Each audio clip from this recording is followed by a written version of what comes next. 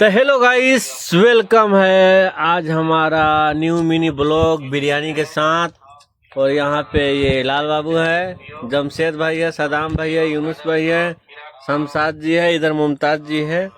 और चिकन बिरयानी का बिरयानी है आज खाएगी। खमीस है उधर, हमारे बड़े भैया लाइव में भी है, ये भी दिख जाएंगे वीडियो में। बाबा एन आलम नहीं, नूर आलम। हाँ, वो सब वीडियो में जाएगा, उस पे कमेंट भी आएगा नूर आलम भाई के, क्या बोल रहे हो। और मैं बैक करके दिखा रहा हूँ। तो भाई इधर हम है और देखिए ये सब लोग, पता नहीं वो डायलॉग नहीं है, कैसा जानवर है, खाने पे खाते जा रहा है लोग मगर खत्म नहीं हो रहा है। तो भाई हम खा रहे हैं, यह लेग पीस का हड्डी।